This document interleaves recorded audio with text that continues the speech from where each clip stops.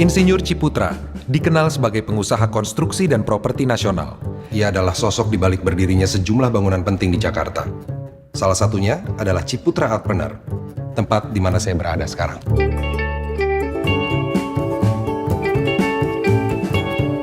Ciputra juga dikenal dalam dunia pendidikan dan pengembangan seni Indonesia.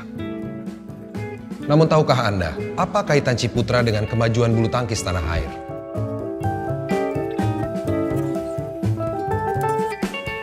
Maestro kali ini akan mengajak Anda untuk mengenali sosok Ciputra dan kontribusinya bagi bulu tangkis Indonesia hingga bisa mendunia.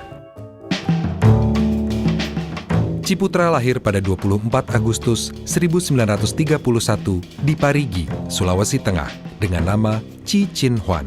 Ia adalah anak ketujuh dari pasangan pedagang kelontong Chi Simpo dan Li Engnyo. Hidup dalam keluarga sederhana, kebiasaan hidup yang aktif sebagai anak pesisir adalah bagian dari kehidupan masa kanak-kanaknya. Ciputra mengalami sendiri masa pendidikan yang penuh tekanan.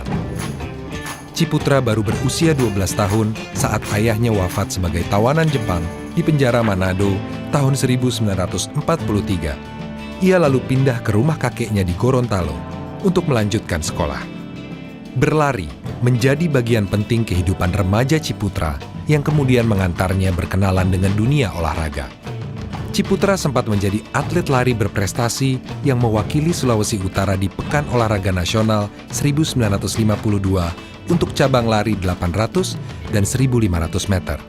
Saya bertemu dengan seorang jurnalis olahraga senior untuk menggali cerita perkenalan Ciputra dengan bulu tangkis. Mas, kapan sih orang Indonesia mulai mengenal atau bermain bulu tangkis? Ya, kalau bicara tentang kapan ya orang Indonesia bermain bulu tangkis, sebenarnya dari zaman era pendudukan zaman Belanda sebenarnya kita sudah dengar banyak di berbagai kota, terutama di jalur Pantura ya, sisi Pantura di Pulau Jawa, banyak orang yang sebenarnya menggemari bulu tangkis. Ketika Pekan Olahraga Nasional atau PON pertama berlangsung di Solo tahun 1948, atau setelah 3 tahun Indonesia merdeka pun cabang bulu tangkis sudah dipertandingkan secara resmi. Ciputra menyadari satu hal dalam hidupnya, olahraga dapat menghapus segala bentuk diskriminasi. Semasa kuliah di jurusan arsitektur ITB, Ciputra menyaksikan Tanju Hawk, Ferry Sonneville dan kawan-kawan merebut juara Piala Thomas 1958. Sejak saat itu, bulu tangkis tidak pernah lepas dari perhatiannya. Dia melihat bahwa lewat bulu tangkis ada rasa kebanggaan yang bisa diciptakan. Kemudian tidak kalah penting, lewat bulu tangkis pula, dia melihat bahwa sebenarnya Indonesia sangat cocok dengan olahraga ini. Karena apa? Postur pemain Indonesia yang saat itu mungkin rata-rata 170-an, sepanjang mengandalkan kegesitan, kecepatan, itu sudah sangat cukup untuk mendukung prestasi bulu tangkis ini. Di usia 25 tahun, ia mengubah nama lahirnya Chi Chin Huan menjadi Ciputra. Chi diambil dari nama keluarga Chi dan Putra dalam bahasa Indonesia berarti anak laki-laki. Di akhir tahun 1960-an, Ciputra mulai dikenal sebagai pengusaha konstruksi. Perusahaan PT Pembangunan Jaya dipercaya pemerintah ibu kota untuk membangun sekian infrastruktur utama di Jakarta. Pasar Senen, Taman Impian Jaya Ancol, Perumahan Pondok Indah, dan Bintaro Jaya. Jalan bagi Ciputra untuk berkontribusi ke dunia bulu tangkis Indonesia pun terbuka.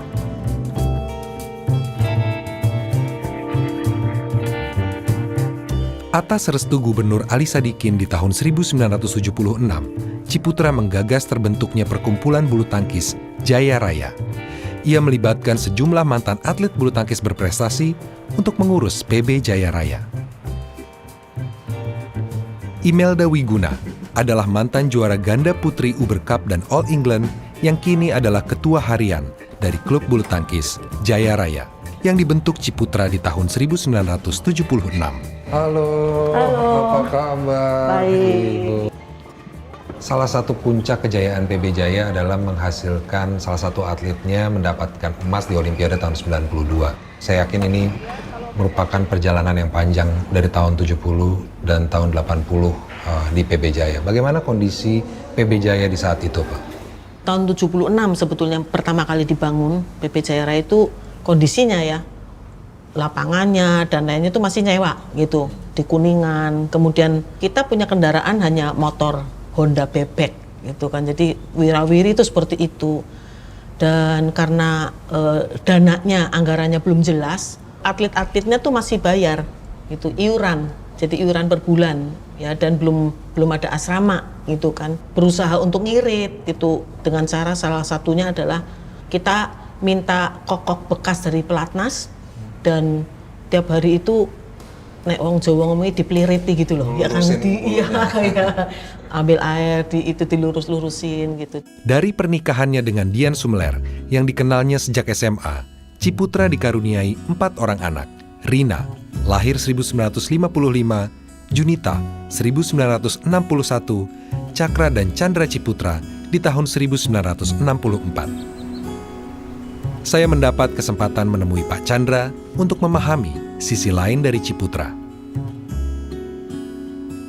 Kan papinya Paci kan meninggal yang muda, terus dibesarkan di keluarga saudara yang kelihatannya cukup keras. Jadi ada sedikit istilah ini bahasanya badung saya rasa.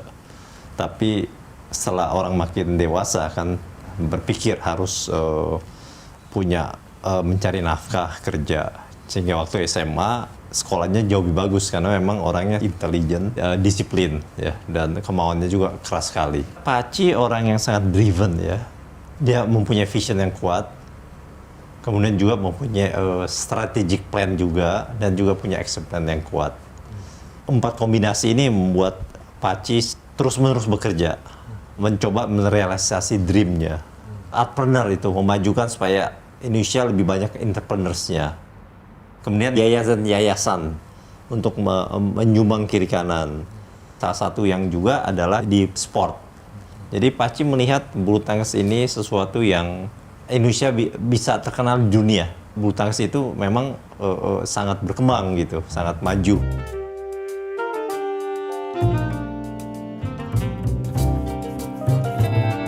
Saya menemui Rudi Hartono, pemegang rekor 8 kali juara All England yang bersama Ciputra dan Retno Kustiah ikut mendirikan PB Jaya Raya. Ya, pertama kali sebetulnya udah lama sih ketemu dengan Pak Ciputra ini. Pada waktu saya juara mendapatkan rumah dari Pak Ci. Nah, satu-satunya yang kasih ya Pak Ci itu. Setelah itu Pak Ci menawarkan klub bulu tangkis. Dengan adanya penerus ini nanti siapa tahu bisa mendapatkan juara-juara lagi. Oh iya ya, bisa berpikir sampai sedemikian jauh. Kembali ke masa-masa awalnya terbentuknya PB Jaya Raya. Apa impresi Pak Rudi tentang Ciputra yang begitu cinta dengan bulu tangkis? Yang pertama adalah ketekunan dia.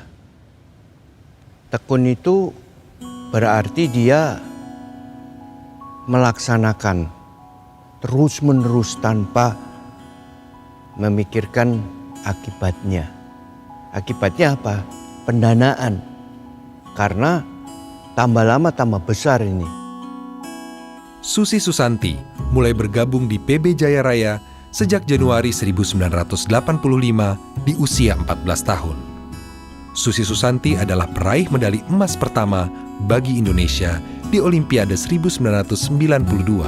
Halo Niko, kabar baik. Senang sekali bisa ketemu. Ini foto tahun berapa ya, Mbak? Ini tahun 91. All England 91 betul sekali. Ini Olimpiade. Olimpiade 92 setelah itu ya.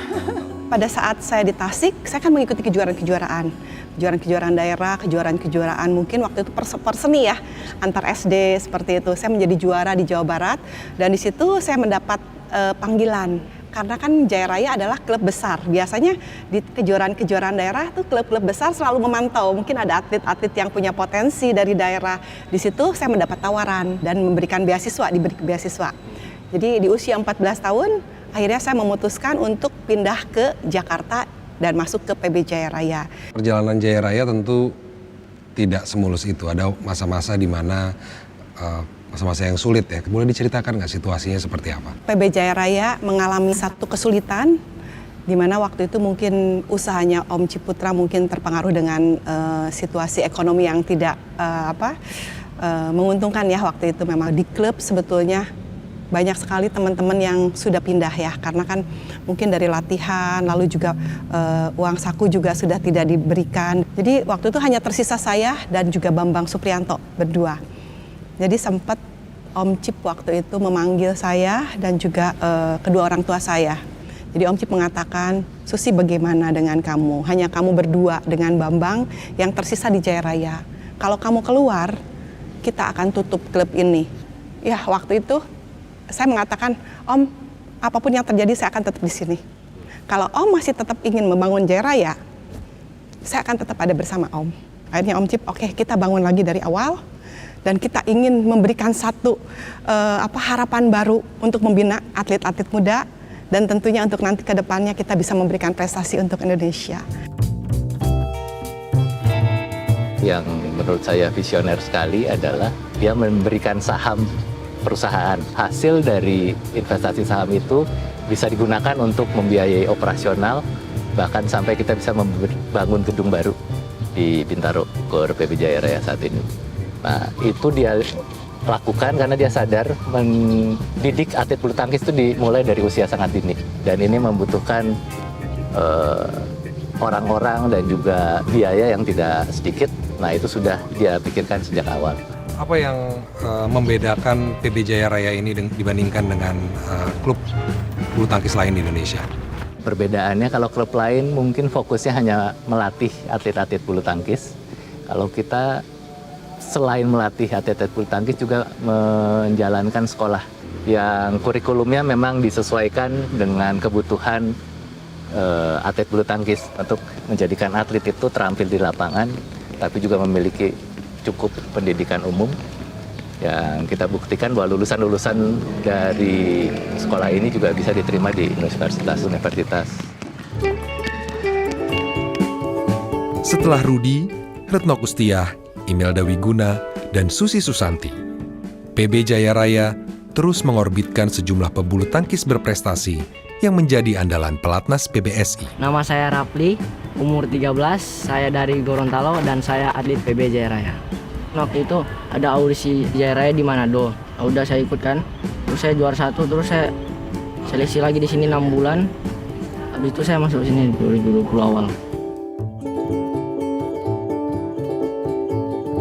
Bedanya apa kehidupan sehari-hari berlatih di Gorontalo dan di sini? Kan ini asrama kan sama gor dekat kan, kayak cepat latihan. Saya waktu di rumah itu mas, latihan rumah sama gornya itu 60 kilo mas. Ya, saya naik motor tuh pulang balik gitu. Hujan saya tetap berangkat. Saya kalau nggak latihan nangis mas.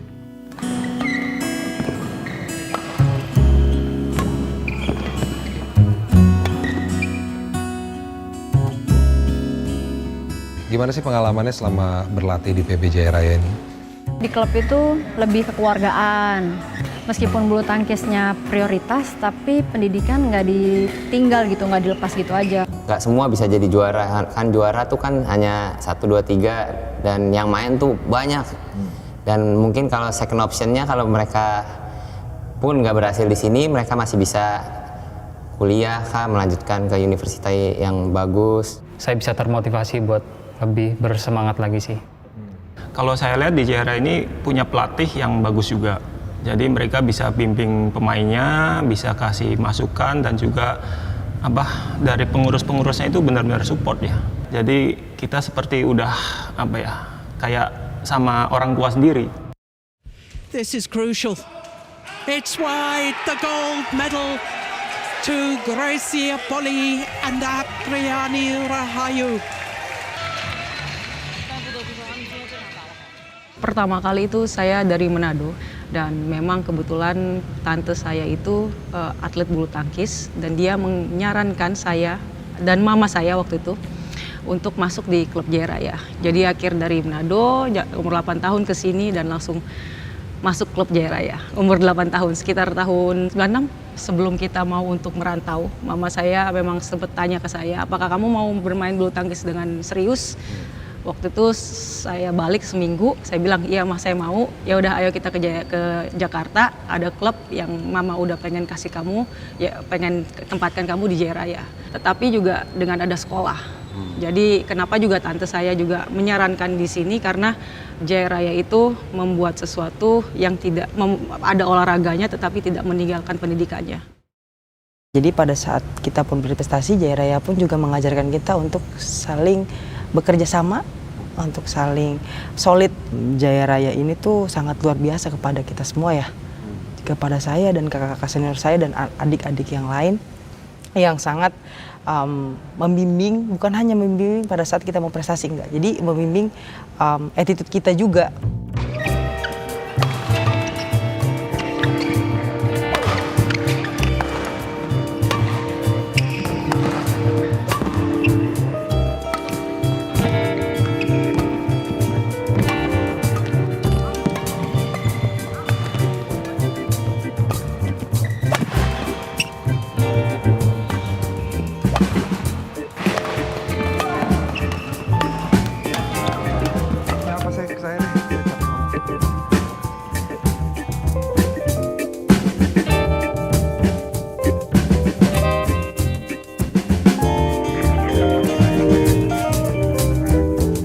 Indonesia dihantam oleh krisis ekonomi dan politik pada tahun 1998. Dunia usaha di Indonesia menghadapi tantangan besar, tak terkecuali kelompok usaha pembangunan jaya yang terpaksa melakukan PHK, pemotongan gaji karyawan, dan penawaran pensiun dini. Namun seperti ungkapan Rudi Hartono, kecintaan Ciputra pada bulu tangkis tidak pernah padam, bahkan semakin kuat.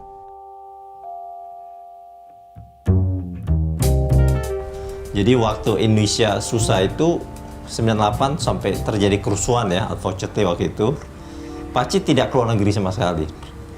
Jadi dia sangat tough, dia coba mengecilkan expenses semua, berusaha segala macam cara untuk ngomong dengan kreditor untuk keluar dari krisis. Jadi pada saat itu kan memang yang mendukung itu perusahaan-perusahaan itu kan. Nah, Pak Ci itu selalu di dalam meeting itu selalu nge-push mereka tuh untuk tetap komitmen mendukung PB Jaya Raya. PB Jaya Raya adalah cerminan dari visi Ciputra tentang pentingnya pendidikan dan penelitian. Sejak menempati lokasi latihan di area Bintaro, kegiatan berlatih dan belajar dilaksanakan berdampingan. Sport science, termasuk profil psikologi, diterapkan dalam merekrut dan mendidik atlet-atlet muda.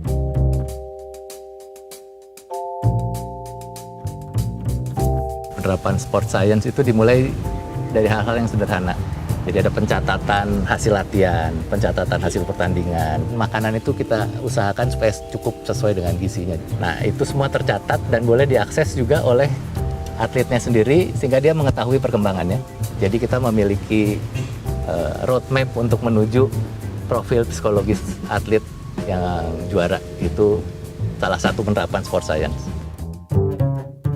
Sepanjang tahun 1976 sampai 2019, atlet PB Jaya Raya terus berhasil meraih prestasi puncak dalam berbagai kejuaraan tingkat dunia. Pak Ci udah bilang sebagai manusia, orang mesti ada prestasi. Ya, mesti ada prestasi. Itulah beliau punya prinsip dalam hidup. Dan disiplin. Jadi bukan hanya mau prestasi tapi nggak ngapa-ngapain gitu, nggak berusaha, tetap begini bisa sukses dan melakukan olahraga. Kalau olahraga ya mesti olahraga. Kalau mau menang ya mesti banyak praktis gitu. Dia pesan sama saya terakhir, kamu bukan hanya jadi juara, tetapi di video itu dia bilang kamu punya keluarga yang jadi berkat buat banyak orang. Kamu bisa jadi seorang pemimpin yang baik. Kamu beri contoh adik-adik kamu yang baik dan Pak Ci mendoakan selalu untuk Grace sukses di bidang apapun dan itu direkam sendiri kita berdua dan itu sama. Jadi Pak Ci itu betul-betul ikatan batin dengan saya memang cukup dekat gitu. Pada saat saya menjadi atlet, Om Cip selalu memberikan support, memberikan semangat. Pada saat mungkin saya kalah, Om Cip selalu menelepon juga, selalu hadir juga, ayo nggak apa-apa Susi kamu latihan lagi. Pada saat saya menang, Om Cip juga memberikan reward yang luar biasa kepada saya dan selalu mengajarkan bagaimana untuk bisa menjadi entrepreneur, integritas, kemandirian, hal itu yang selalu saya ingat. Mudah-mudahan dengan adanya meraih terus-menerus medali emas ini, ya orang-orang seperti Pak Ci ini akan muncul. Ketika Pak Ci nggak ada, tentu kita kehilangan banget sih, karena selalu memotivasi gitu. Dan saat beliau sakit juga, yang terakhir saya besuk ke rumah sakit itu yang dalam keadaan sakit sedang ini ya HD di cuci darah tuh nonton TV tuh badminton pertandingan gitu kan. Jadi kecintaannya terhadap PB Jaya Raya itu yang membuat kita sampai dengan hari ini tuh selalu berusaha ingetin loh, Pak Ci tuh inginnya ini gitu.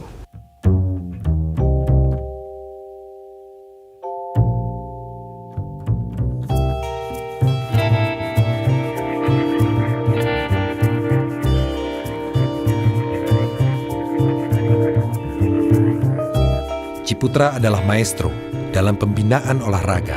Semua pencapaian besar itu bermula dari impian seorang putra kelahiran Parigi. Ciputra, mantan pelari cepat, insinyur, pecinta seni, pengusaha nasional, pendidik, dan mentor yang terobsesi pada prestasi yang diyakininya bisa diraih melalui bulu tangkis Indonesia. Anda baru saja menyaksikan Maestro Indonesia bersama saya Nicholas Saputra.